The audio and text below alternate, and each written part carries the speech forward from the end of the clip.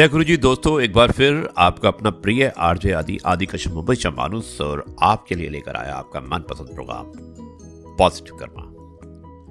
आज है episode number 924 यानी कि 924। स्थान मुंबई और दिन सोमवार। दोस्तों, जोगेश कौशल जी लिखते हैं कि बहुत टीस देती है वो ख्वाहिशें जिन्हें खुद में दफन करना पड़ता है। एक लड़की से स्त्री होने तक उसे अपने बहुत से सपनों को मारना पड़ता है। तुम्हारे अंदर तो तुम हो, मेरे अंदर तो मैं भी नहीं। बहुत खूब जोगेश, लिखने के लिए बहुत ही अच्छा संवाद था, बहुत ही अच्छा लेख था। धन्यवाद इसको भेजने के लिए। दोस्तों, आरजे आदि विशेष कुछ अलग हो जाए। आज का जो आरजे आदि विशेष है वो है सत्संग की शक्ति। भेजने वाले हमारे बहुत बहुत अच्छे दोस्त हैं विवेक वर्मा, जो एक सीनियर आर्किटेक्ट हैं। सोफिया बुल्गारिया में रहते हैं। बुल्गारिया की कैपिटल है सोफिया और वहाँ पर ही सेटल्ड हो चुके हैं। उन्होंने भेजा है शीर्षक सत्संग की शक्ति। शुरुआत करता हूँ इसकी कुछ इस प्रकार। एक बार वशिष्ठ जी विश्वामित्र ऋषि के आश्रम में आए। उन्होंने बड़ा स्वागत सत्कार और आतिथ्य किया। कुछ दिन उन्हें बड़े आदर पूर्वक अपने पास रखा। अब जब वशिष्ठ जी चलने लगे तो विश्वामित्र ने उन्हें 1000 वर्ष की अपनी तपस्या का पुण्य फल उपहार स्वरूप दिया। बहुत दिन बाद संयोगवश विश्वामित्र जी भी वशिष्ठ जी के आश्रम में जा पहुंचे। उनका भी वैसा ही स्वागत सत्कार हुआ। जब विश्वामित्र जी चलने लगे तो गुरु वशिष्ठ जी ने एक दिन के सत्संग का पुण्य फल उन्हें भेंट किया।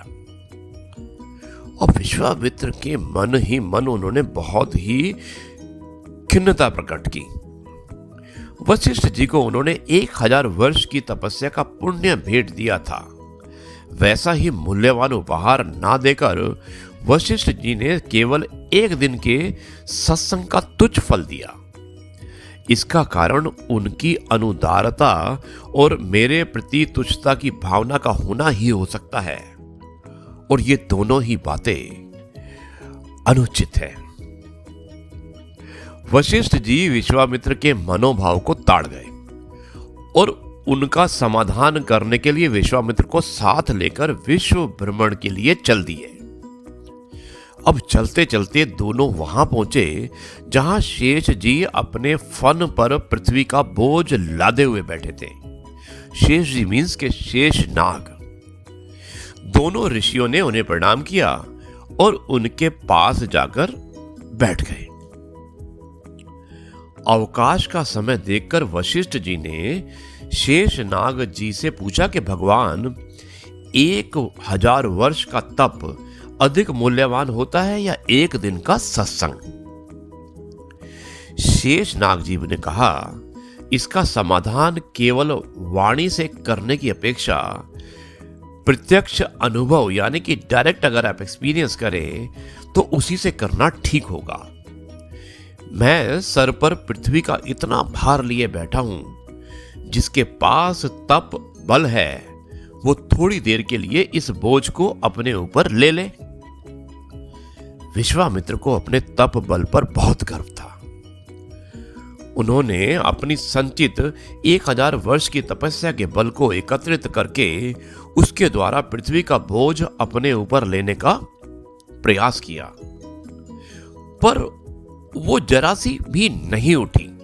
यानी कि विश्वामित्र पृथ्वी के बोझ को नहीं उठा पाए। अब वशिष्ठ गुरु जी को कहा गया कि वो एक दिन के सत्संग बल से पृथ्वी को उठाए। वशिष्ठ जी ने प्रयत्न किया और पृथ्वी को आसानी से उन्होंने अपने ऊपर उठा लिया।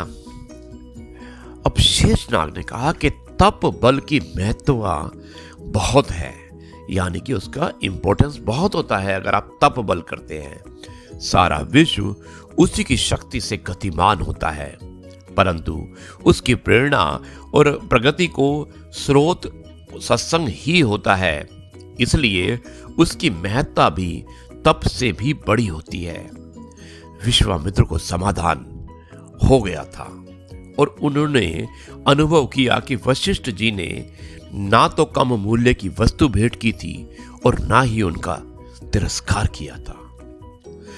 सत्संग से ही तप की प्रेरणा मिलती है दोस्तों।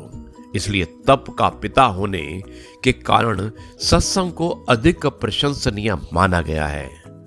यह शक्ति का उद्भव या उद्भव तो तप से ही होता है। तो इसलिए दोस्तों, आप याद रखिएगा कि आप कुछ भी करते हैं उसमें समय की बात नहीं होती कि कितने समय में आपने किया है, बल्कि कितनी लीनता से आपने किया है, ये मुख्य होता है। दोस्तों, ये है आपका अपना प्रिय आरजे आदि कश्यप मुंबईचा मानुस आपके लिए लेकर आया आपका मनपसंद प्रोग्राम। जो आज का स्पेशल एपिसोड था उसका नाम था सत्संग की शक्ति, और मुझे उम्मीद है कि आपको अवश्य पसंद आया होगा। अब मैं इस कार्यक्रम को यहीं पर समाप्त करता हूँ और कल आपसे एक बार फिर मुलाकात होगी कुछ नई बातों के साथ। तब तक के लिए कहता हूँ जय गुरु जी, शुक्राना गुरु जी।